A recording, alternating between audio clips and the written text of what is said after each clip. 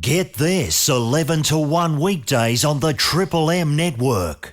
They're calling it Boghenge. No, they're not. That's mystifying. Is get this. One bizarre brew. That makes no sense at all. It's get this. Oh, no, it's not, says Labor. Can you just stop it?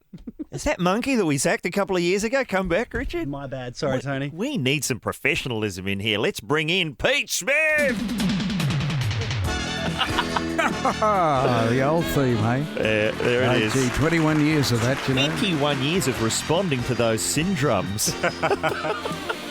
Pete, we've got you in here, well, because we just love having you in for a natter, because the listeners have demanded it, but also there's this book out at the moment, Who Killed Channel 9? I think it's still in the shops. Word is it's going to be pulp. That's the talk I'm hearing. I was down in a little seaside resort not far out of town at the weekend, in a little news agency where you wouldn't expect to find much, you know, in the way of new releases, and you couldn't climb over the copies. Is that right? In the afternoon, half had gone. Oh. So it's really creating a bit of a tension in seaside resorts. Now, are you the longest serving employee at the Nine Network? Down in Melbourne I am. Yeah. But up in Sydney, I think there are others that have been there longer. Yeah, I'm not counting puppets. Those guys who jump on the mast I spoke about. Oh, yeah, that lot. Yeah, no puppets. All right. So what does that make me? Well, I guess that makes you some kind of authority. That's what, well, as far as this show's concerned. absolutely. What is the feeling on the ground at Nine at the moment? I think it's just a matter of interest about reading the book, obviously. I think everybody has almost bought a copy of the book that I can lay my fingers on, yeah. Have you gone to the back and looked up Smith, Pete? I don't bother doing that anymore. It's never there. It's Really? never there. I noticed you didn't show up in the telly movie about Graham Kennedy. I think it might have hit the cutting room floor. I was credited Yes. as a script consultant on that. And what did you do there? I never saw the script. So, you know. But I gave him a few leads and a few bits and pieces about it. Now, if you But nothing licentious, of course, because we were mates, Graham and I, and we're all a big happy family. I know that's a cliche, but it was absolutely true. How do you think we lasted so long? And what did you think of the movie? Did you watch it? I thought the movie was... Yes, I watched the movie, and this is the first time I've been asked that on air. Okay. I thought they did a terrific job. I mean, there are 1,000,001 treatments you can do on the thing. Yeah. I thought they did a good job. 19-day shoot or something. It was a miracle. That It was. It looked so good. Curry did a brilliant job. Oh, Stephen Curry was... I don't think you could have done the movie without Stephen. No. Stephen's performance. And the young fellow who played Bert, I thought he was good too. But at the same time, I've noticed whenever there is a movie about a real-life comedian, and if you can think of the Peter Sellers one with Jeffrey Rush, you can go back to the one about Buster Keaton. I know with what you're Donald going to say. O'Connor, the one about Andy Kaufman with Jim Carrey. It's the same movie every time. The sad clown. Oh, the laughs out the front, but behind the scenes, No laugh. tears before bedtime. Yeah, well, I mean, you can turn it into a laugh fest, but the real action is behind the scenes. Yes. When the lights go down, the curtain comes down, that's where the real action starts. That's where the drama begins, and that's why they focus on it, I suppose, every time. What would have been a scene that you would have liked to have seen in that telly movie?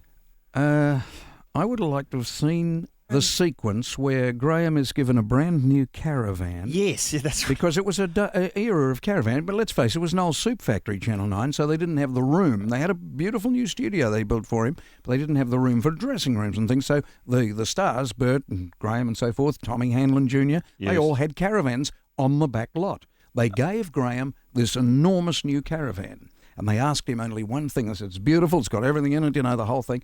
But the only thing we haven't got, Graham, it's not plumbed. You can't use the toilet. You'll have to come up to the main dressing room to use the toilet. Right. Now, you never told Graham what to do, because if you gave him an instruction, he went the opposite way. Oh, dear. It took 3 weeks, I think, 1 day short of 3 weeks for Graham to be exposed as doing his business in an unplumbed toilet. And a friend of mine who was the house manager looking after the cleaners and everything had to do what he wouldn't ask his staff to do, go down and dispose of it. So he rang the company and said, what do I do to undo the hooks, to undo the wheels and God knows what? And they sent him out some instructions, faxed it out. There were faxes in those days. Yes. It was a revolution. And he went down there with his big spanners, crawled underneath, had quite a few buckets and things because he knew it was going to be unpleasant. But unfortunately, one of the O-rings was a reverse twist on it. Oh, dear. Yeah. And, it wasn't pleasant, that It's a guy. new take on That the guy- old Nobody pine. went near that guy for 3 weeks. Yeah. What is it a new take on? It's a very new take on the old pie in the face gag. It is, yes. And Graham had the last laugh on that. Well, I it's can got tell you. at least it has a tag. Absolutely. Sorry to do shit No. gags on radio at this time, especially at lunchtime, We folks. normally wait till Friday, but fine, we love it. Hey, what about? But hang on. So you're saying that even there, Graham Kennedy was a comedy pioneer because I think that was in the first Jackass movie. It was, wasn't actually, yeah. There was a fair bit of There unplumbed was, toilet yeah. work. Well, they must have pinched it from Graham. It was one long unplumbed toilet. You can talk, Pete Smith, because I remember at the Logies a few years ago there was what was that incident? Remember, it was reported in all the papers. It was probably maybe a decade ago, where a celebrity, I think a Nine celebrity, was locked out of their hotel room in the Nutty. Do you remember who it was? I don't know. Don't say Laurie Oakes. That wasn't Laurie Oakes. I Who remember was it it? happening. It actually happened, and Yeah. a very prominent personality at the time. Well, I think we may have claimed on Martin Malloy that, in fact, it was you, and I've got a recording. I think Mick is actually in this, and I think Glenn Ridge might do an appearance. Glenn Ridge, the host of Sale of the Century. Where's Glenn Ridge these days? What's he up to? Glenn's making independent productions, Oh, boat gone- shows and car shows. It's and all gone that. edgy. He has. Some indie work. He has. Okay, I don't know what Glenn's up to, but here's what you were up to a decade ago. Bloody hell. What time is it? Oh! Oh, for Bert's sake.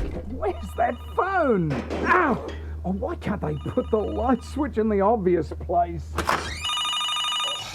Now, where's that bloody phone? Can't see a thing. Uh-oh. Oh, no. I'm completely starkers except for... Oh, thank God I'm still wearing the bow tie. Now... Oh, no. G'day, Pete! Mick, Hey, you should go downstairs. Everyone's still up. They're playing movie title charades. John Lord's got up to do one, and before he even reached the stage, I yelled out, "Dead man walking!" and won a meat tray. Hang on. What's going on here? What's the matter? Haven't you ever seen a grown voiceover man naked before? Yeah, but whose room are you trying to get into? It's Elle Macpherson. She ordered me scrubbed and sent to her room. Yeah? Well, why isn't she coming out? Oi! Elle! Remember me? It's your first husband! Oh, shh! Mick, Oh, no! Gotta run! All right, Pete. I'll get us started, mate. Oh, this is a disaster. I've got to try and sneak down to reception and get a towel or something.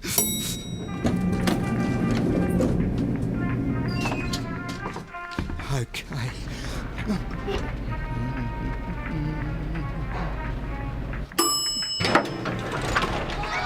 Oh, hi, everyone. Don't forget Sale of the Century's Nude Celebrity Week.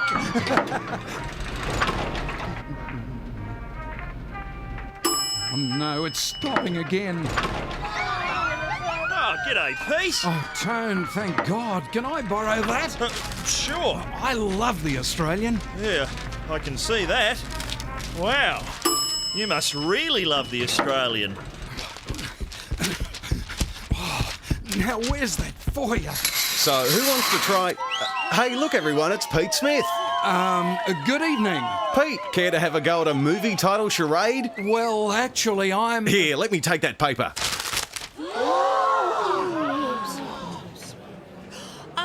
Is the answer anaconda? Oh, there you go. Dear, oh dear, Pete. What were you up to? I'm in a cold sweat already. Well, you Oh, know... thinking, I don't even remember that sketch. Yeah, well, there's a lot of things you don't remember. No. And we've got them all on file. We're looking for ideas that you can take back to Nine, because obviously you're getting a bit of bad press with this book. We're going to turn things round, Pete.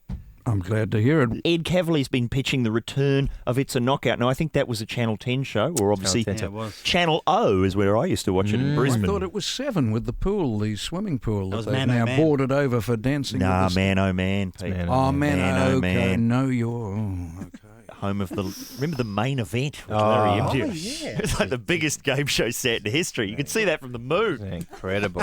But we're saying, what can Nine do to reverse this perception? All What do right. you got for us, Ed? Okay. You know have you seen Girls Gone Wild, Pete? No. All right. Describe it. Okay, so When can you put me in touch with them? No, can do. Okay, got the internet. Well, the idea is that we take some girls to spring break in America, or is this a sort of a beer-fueled sort of crazy mayhem, and then people kind of expose themselves to camera. And it's very popular in America and in here as well. Right. So I was thinking the Packers' wedding wasn't very interesting. What they should have done is Packers' wedding gone wild. Now, that would have been incredible. See, there you've got Eddie Maguire putting his manhood in the desserts. That's good footage. Alan Jones waving his flag at the groom. Wonderful. At the drop of a hat. Wonderful stuff. I mean, the kids would be buying the DVDs for years. All right, Very hard to find a place to do the commercial break from what you're describing there, Ed. Packers' wedding gone wild, and of course the Naughtiest Home video. Every time we do this, Pete, have you ever seen the full-length Naughtiest Home videos? It must be in the archives somewhere at 9. Oh, the one that was done by our disc jockey friend. Yeah, Doug Mulray. The one that was taken off the air Yeah. when Doug was a third of the way through. Every time we do like a phone-in like this, people call up saying you've got to play it. And the view seems to be that the public would be ready for it now. We're ready. I think everybody would be ripe for it. Let me take that idea back. There Would you go. to, He's written that one down. Fantastic. Other ideas, Mr. you, Pete. Marsland? This is going to sound crazy, but bring back Sheffield Shield. That's a great idea. Because there was Sheffield Shield coverage back in the 80s on Channel 9 for about 9 or 10 hours a day, as far as I can recall. And I think that maybe daytime television is all the more poorer for Are it. you desperate to see Wade Seckham swinging the willow for Queensland, are you? Yes, I want to see Tim Zura come back. I wanna Desperate see- to hear tiny smatterings Yeah. of off-mic applause. Sheffield Shield rock the house. I used once love went that. to a game of Sheffield Shield, and we were in the grandstand, and there were 4 of us in the whole grandstand, but there was still one of those guys walking up and down with the drinks. Drinks! Drinks. And I know it still happens. It's still a wonderful competition, but It it's is. not broadcast It's a anymore. wonderful competition. What about just for one night? Just for one night, Channel 9 run in prime time all of the shows they normally run on the midnight to dawn that are really good, that people love and eventually watch on DVD, like The Sopranos, like Curb Your Enthusiasm, like The Wire, like the ones that they've had to even give away, like Big Love. Why not just do that? You know, because people, the reason they don't is because there's this view among TV programmers that the public are idiots. Yep. And that somehow that would be too intellectual for them. Anything higher than Jamie Jury, they're just not going to get it. And yet the public proved them wrong with Arrested Development. You know it. People aren't as dumb as people say they are. Absolutely not. What about that for an idea? Yeah, I don't know. I think so many American hits don't make it here. They won't work. They don't work. And you know, 9 of way back, Hill Street Blues, what a classic series. Yes. Never worked in Australia. They placed it everywhere they could. What about if you just Everywhere. run them full frame, but then down in one corner, just a box with some Norgs? Oh, well, you see that? There you go. So you're going, okay, there's 6 feet under. Oh, I'm losing interest in the tangled narrative. Check them out in the corner. Wooga. Multicasting, it's coming. You're already talking future right now. That's what's going to happen with the digital. Oh, okay. It'll allow you to put two pictures on the screen at one time, and Yes. it's already happening on the cable. All right, You can well, press that red button and get your boobs or whatever you like. You know? dial up some boobs. Did you play, I think you told me once, Pete, that you basically invented the rock video here in Australia. Not invented, but... Well, absolutely. When we were doing the little hit parade on a Saturday afternoon on the sports show, we had nothing to play, so they used to do sports results typed on lavatory paper and roll it in front of the camera. Wow. And they said, oh, we want you to introduce the 10 top tunes and we'll run the sports results. And I said, oh, that's okay. Well, after a few weeks, we ran out of sports results for every break in between the pop numbers. So I said, well, wait on, we'll have some, flip cards with the stars. And I just used to flip cards, and that's where it came in, because we used to physically flip the cardboard with the pictures on it. With the pictures? With the photos and cut out of magazines, never mind the copyright, Now, what flip cards. Would you remember what year that would have been, Pete? Yeah, it was 1962, 63. 62, because when was the first rock video? You often hear the Beatles, I think, credited. Well, the first ones that we used to run were clips given to us from the movie companies, like Blue Hawaii with Elvis Presley, or Yeah, it Wooden was Heart. very They blue. give you the little clip, and it'll Very be a wooden. black and white clip, very. But they were the first. Really, they didn't know it at the time. Well, they were the first video clips. That's good enough for us. I'm saying, Pete Smith, The original Spike Jones. Brilliant. The original Michel Gondry. Some of your early Daft Punk work, Pete, is just... Yeah, but when you say Spike Jones, you mean Spike Jones. But when I think of Spike Jones, I think of the City Slickers. You're you know, thinking of an that's how insane old man I with a am. lot of xylophones from the previous era. You could do worse than play one of those. At least they finished together. Not like some of your acts. Some of the music on this station. Oh, don't go the music. It's a We're dereliction. very respectful of the music here. We won't hear a word against it. Well, I want to hear a bassoon solo before I leave today. Linkin Park, What I've Done. Is that from Transformers? Is it? Yeah, I think it was at that point that Shia LaBeouf was making out with a girl that was far too hot for him. While, actually, now that I think about it, the Transformers have come all the way here just to cop a perv because Shia LaBeouf and the girl are making out on the floor and there's just a few Autobots standing around going, yeah, okay. Here to protect. It's just watching. This around the nation on Triple M. Who is Shia LaBeouf? He was in Disturbia, best remake of Rear Window you could ever hope for. And he's playing Indiana Jones' son. He is. In the one they're shooting right now. Yeah. He'll be doing all the action stuff. Like, I was telling you about how I saw James Brown towards the end. Oh, yes. And during the, bit where he had to do the splits, went and stood up the back, women in bikinis came out and did all the splits for him. That's what this Shia LaBeouf's going to be doing for Harrison Ford in the new Indiana You're Jones. absolutely right. Yeah. We need to get that thing off a high shelf, but I've tied to this chair. Off you go, son. Dun, dun, dun, dun, dun, dun, dun. All right. Get your glasses, Dad. Listen to this. Pamela Anderson. You remember Pamela Anderson? She invented strutting about with not much on, didn't she? Yeah. Because when I was growing up, as far as I was concerned, she started it. And thank you, Pamela. Yeah. Oh, yeah. She was the Thanks for the originator. videos. Good on you. Well, she's come up with a great idea. She's thought of a fitting tribute for her Finnish grandfather, naming a string of strip clubs after the country of his birth. I thought it would be a great way to celebrate my Finnish heritage. The actress writes on her website, I'm looking into opening a chain of strip clubs and I'll call them Lapland. Brilliant. What better way to pay tribute to the nation of your forebears, Ed? Each one a kind of topless embassy for Lapland. While you're ogling the tail, you're saluting the fjords and honouring the esteemed lineage of her off Baywatch. It's a great idea. Do you think Lapland will be happy with that? The country of Lapland? Best publicity they ever got. When you get there, it'll be slightly disappointing. Yeah. Like there'll be mountains of pervy tourists showing up in Lapland going, all right then, hey? I'll get a bus, hey? But, maybe the nation of Lapland could take this approach themselves at the airport. I see. Welcome to Lapland. You can look, but you can't touch. It's getting hot in here. Lapland. Unlike Norway, our Alps are real. Oh, I don't know. Music news at the moment.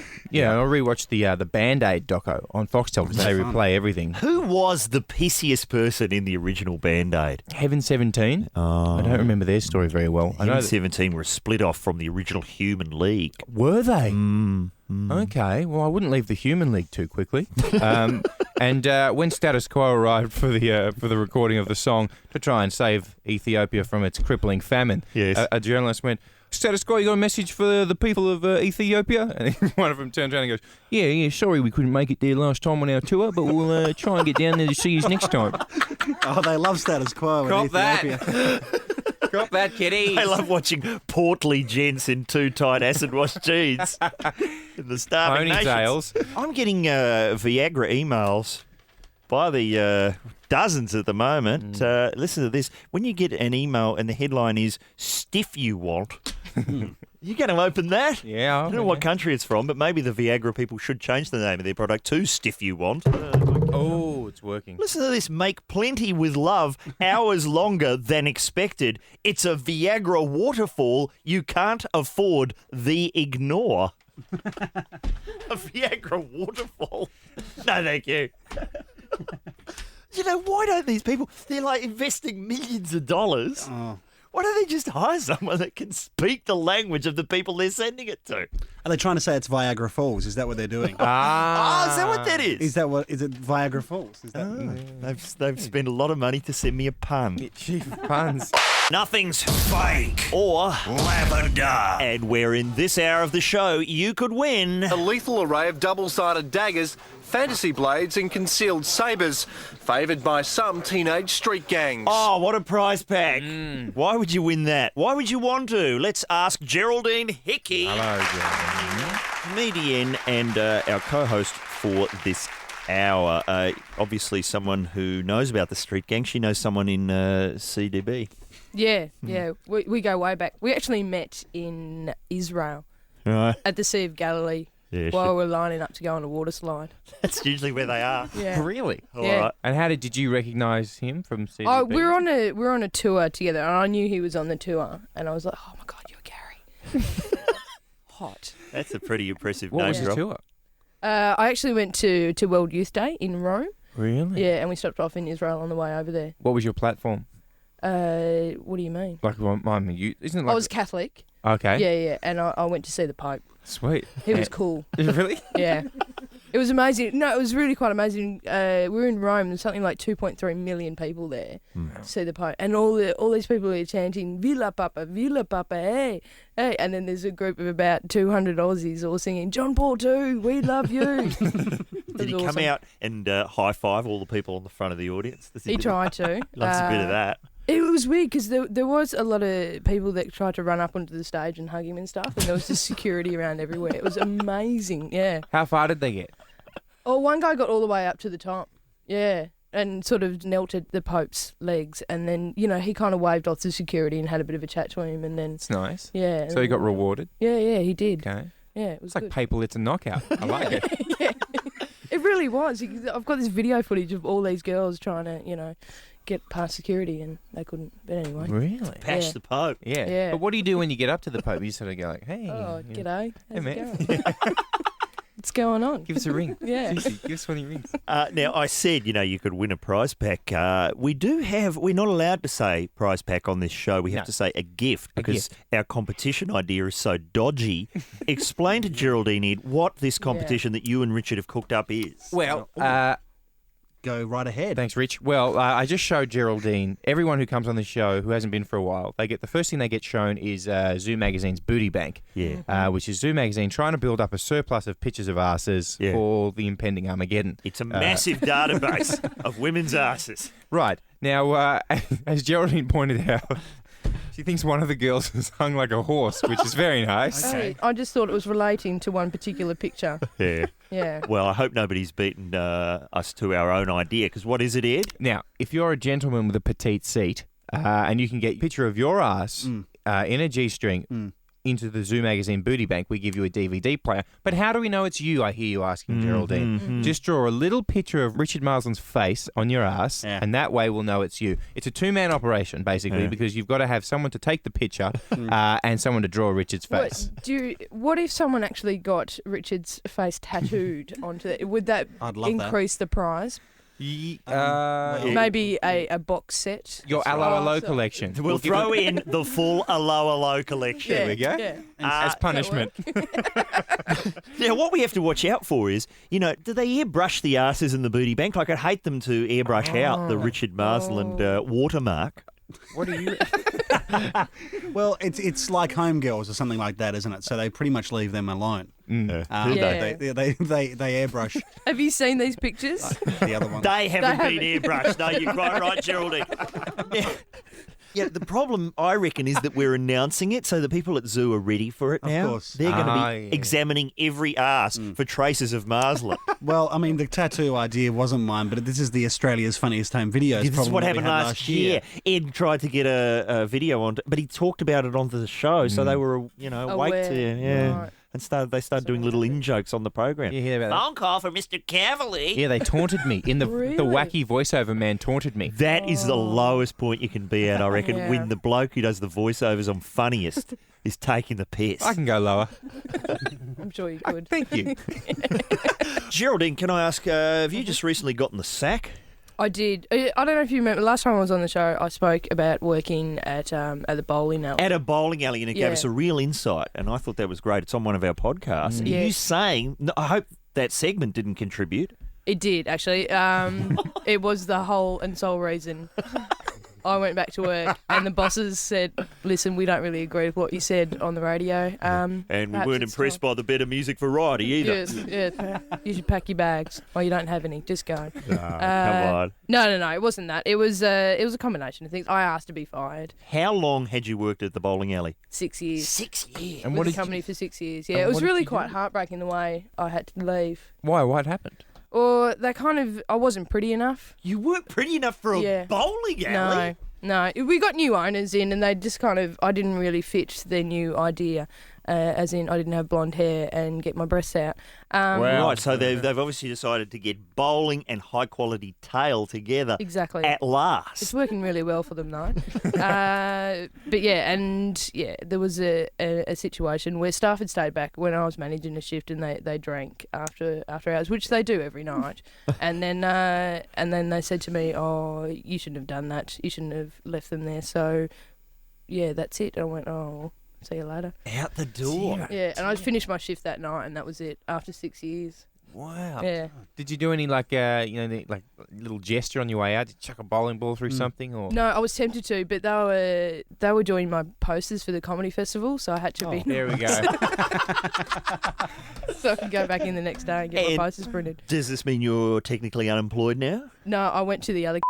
Oh, another bowling alley. Done. Yeah. Take it across the street. Yeah, I have. I've Let gone to him the other know. one. Great bit of Yeah. revenge would just be to turn the skill testers onto easy. You know what I mean? That'll get them. Yeah. Like a broke giving away all those. Digital watches. Yeah. Okay.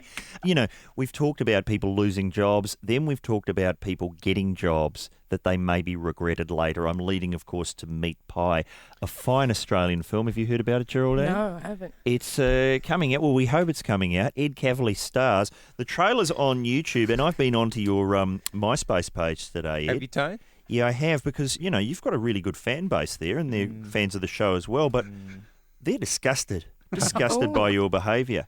Feel the steel, Ed Cavalier. You've got to be joking. The reason that your tackle gets cut off is it's not a meat mincer, it's a slicer. I brought that up on the day. I said, this is a slicer. People aren't going to believe it. They said, don't worry about it. In case you've just tuned in, that's the plot of the movie.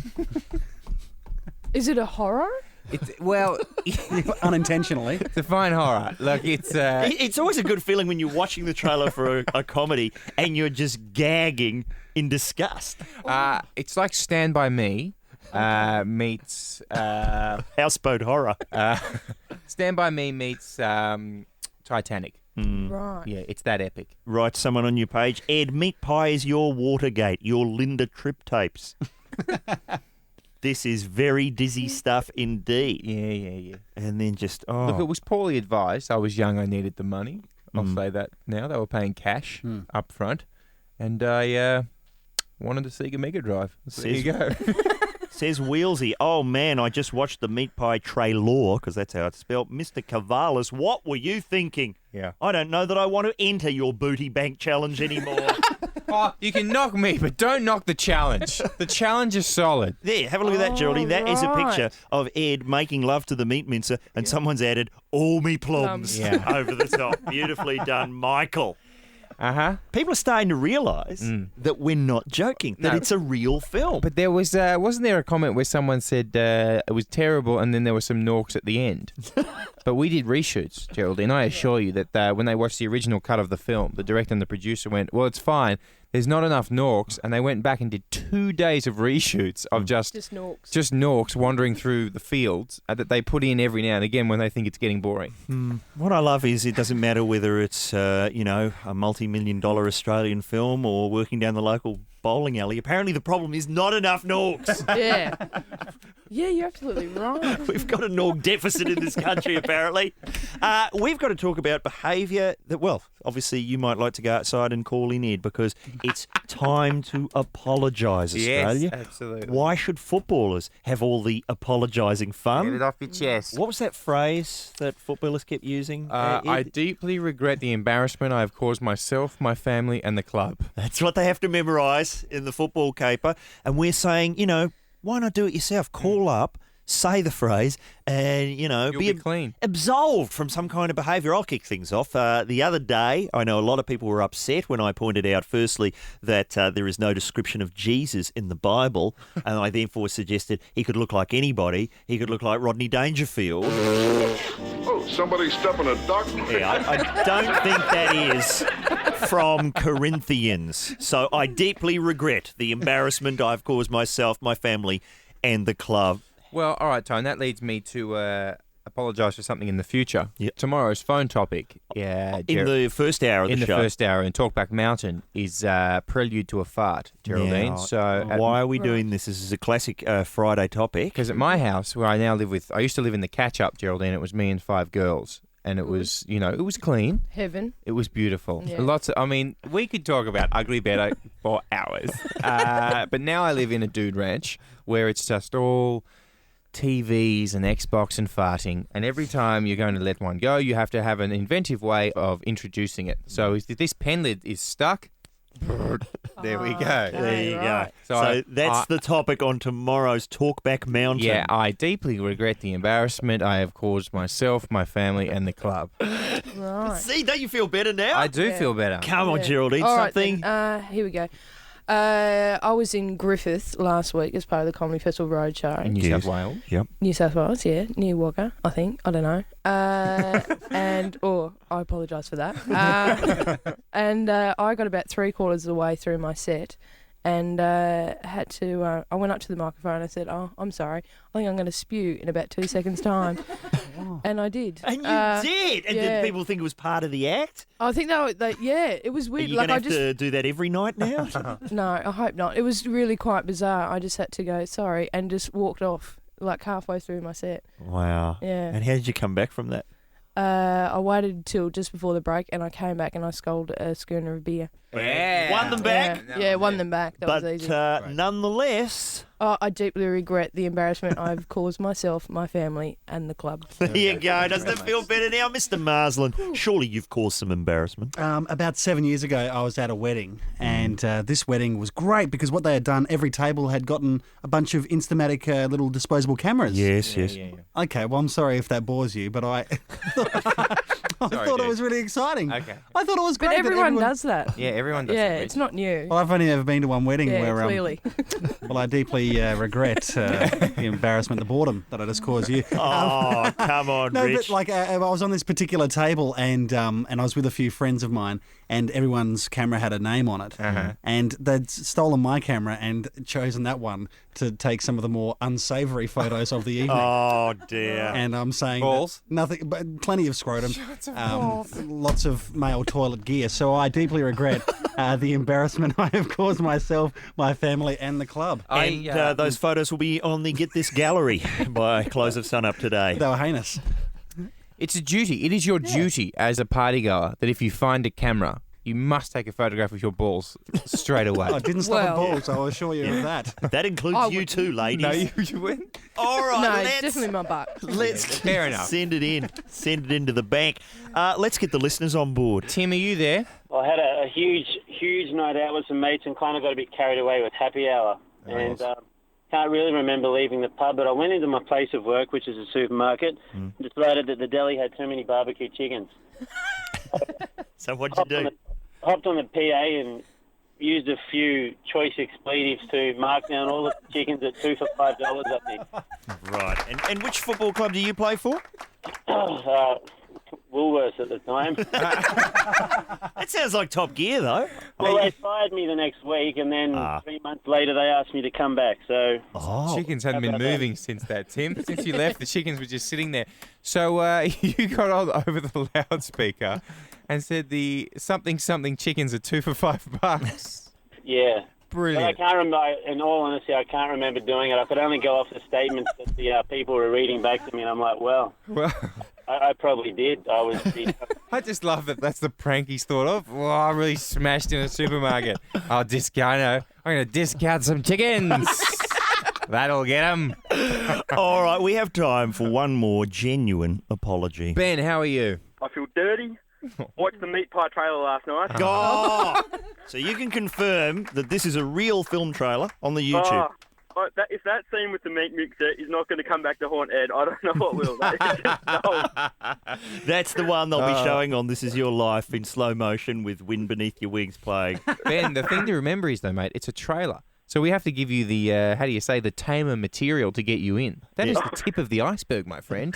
Did I catch a glimpse of a goat on that? No, Ben, all the goat sex work was done later on in the reshoots. This is just the original filming days. Oh, beautiful. Yeah, don't play it, you lot. Get your hand off that. No, sorry, Ben, but they're going to try and play the trailer. Don't you play it? I'm not going to do it. But when was this filmed, this movie? 3-4 years ago. And so you were out of work. You had no choice but to take the role? Is that one of those? No, I wanted money. And I thought it would be interesting to see what it was like to go on a film set. When you got there on the day, they'd say, Ed, now, okay, we don't really have a script for this scene. What do you think should happen? So the meat mincer, your idea? And there was a car chase that was meant to be part of the show. All right, and I said, okay, car chase day. This is going to be fun. Yeah, no, we don't have a car chase. So could you jelly wrestle a biker instead? So, Ben, do you think you'll be renting the film when it comes out? I'd have to be pissed.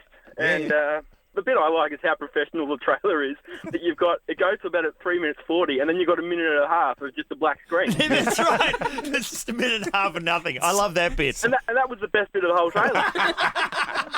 Yeah, there'll be 10 more seconds of that on the DVD. Yes, Great. I deeply apologise for the embarrassment caused to myself and all those associated with me. Thank you, Ben. Get this on Triple M. Around Australia, where everywhere except, I think, South Australia, you can't smoke in a pub or club. Have you noticed much of that? Geraldine Hickey out and about. Well, I don't go out. No, I have noticed it. I'm definitely moving to South Australia now. Yeah, well, you've got till November, I think, then the laws kick in there. I'll probably get sick of Adelaide by then anyway. So. Well, there's a way you can avoid that, and that is to become an international high roller.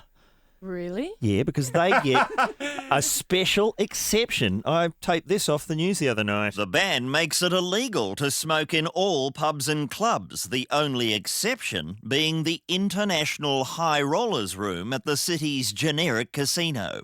Casino manager Ron Throsby. Oh, look, I don't think Australians are going to be too put out if some bloke from, say, China wants to come out here and spark up a cigarette in the privacy, the sanctity, the sealed atmosphere of the International High Rollers Room. But isn't this sealed room exactly what regular pubs and clubs have been asking for? Yeah, but your local pub doesn't have an International High Rollers Room, does it? Until now. Dave Butcher is the bar manager of Wollongong's Kershaw Arms. Well, this is our new... Mecca, can you switch that music over, mate? So, this is our new International High Rollers Room. Please help yourself to a martini and Parmo. Oh, I'll tell you what, just as well we've bolted down the tin for the spastic kiddies. I've heard the Ocean's 11 mob could be through later. But Mr. Butcher, apart from that old bloke talking to himself at the bar dressed as a croupier and that Doug Parkinson lookalike dismantling an engine block on what looks to be a hand-drawn blackjack table, isn't this just your standard front bar? Have you checked out the dice-shaped urinal cakes in the gents? Where are the International High Rollers? Oh, well, that bloke with the scratchy tickets over at the pool table, I think he might be Vietnamese. Oh, and here comes one of our whales. Dave, can we switch over from Jean de Florette to the trots? Sorry, I'll be getting back to the Côte d'Azur to hook up with Robbie Williams and Princess Mary. Oh, shit, Les has just won $1 million in the trivia comp. Back at the casino, Ron Throsby continues to defend the policy. What about murder? Would you condone murder? Oh, look, I don't think Australians are going to kick up too much of a stink if some bloke from China wants to come out here and say, murder 3 people in the privacy of the International High Rollers Room. A view that has since spread to the wider community. When police entered the house where the killing spree occurred, they discovered what they described as a makeshift International High Rollers Room. And when members of the CIB raided this drug deal in progress atop a multi-storey car park in the city, they found 3 men using a portable International High Rollers Room in an attempt to evade prosecution. Step away from the roulette wheel. What about gambling? Would you condone gambling in the International High Rollers room? No, of course we wouldn't. It's just somewhere to have a quiet smoke. There's a fire drill going on in the building right now. A lot of people... that we didn't know anything about. No. Interesting, the fire drills, because pretty much everyone is safe except for the people in the soundproof rooms. So people come back from fire drills and the guys in production and guys on air, what's going on? Nothing. It was a small fire. I guess we're goners. I think the fire was extinguished by an ideas shower that was occurring in the boardroom. So one thing I did like, there was a couple of people out there playing the role of the fire warden with the hats on, but then there was a couple of other people that they'd recruited to play the part of the fire, and they were running through the halls going, burn, burn, burn. Night graduates. Quality actors. A lot of them. All right. And speaking of quality acting. Yeah, what do we got? Well, Tone, the Pelican Menace is one that we've been flagging on this program. Yes, originally brought up by our friends on The Cage in Brisbane, who seem to attract a lot of listeners who have had things stolen, including children and dogs, by pelicans. Yeah, now the Pelicans have turned, people. This is a public announcement. Yep. They are on the swallow big time, so you have to watch out. Now, basically what's happened is, Tone, we have Live Earth coming up this Saturday. Yes, yes. But I probably should have thought of another concert that's already happened. But Months of rehearsal. Let's just say I have.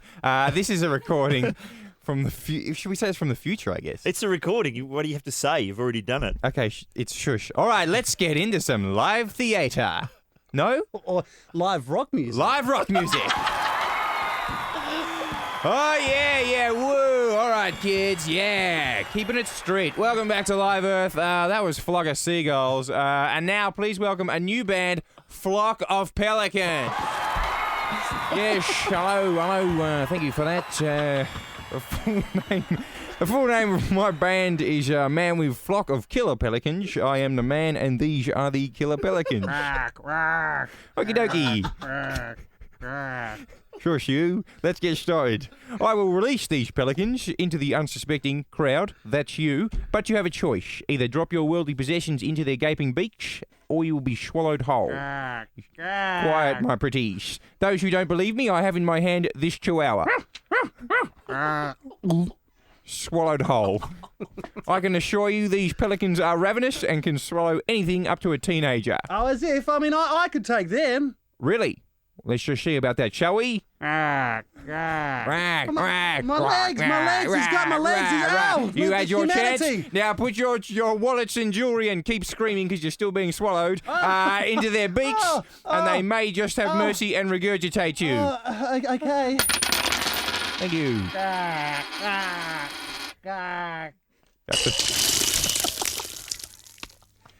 Thank you for supporting Australian music, and enjoy the rest of Live Earth. All right. I'm confused. And I work on this show. Is that the bloke from the box of killer bees? Yes. He's back, sounding a little bit Bob Franklin. Just a little bit. Great work, Rich. Who was vomiting at the end? The pelicans were regurgitating. The pelicans had swallowed people, and then they were regurgitating. There's a lot of like Robert Altman overlapping dialogue, which is very difficult to do when you're playing four roles. I love a sketch that comes with a kit that explains it. Richard, you did a great job. Now, I should point out, Richard played the part of Pelican, Crowd, and Swallowed Chihuahua. Probably best not to linger at the scene. You're listening to Get This, the home of Theatre Restaurant of the Mind. Get This, it's blown out to 2 hours, 11 to 1 weekdays on the Triple M network.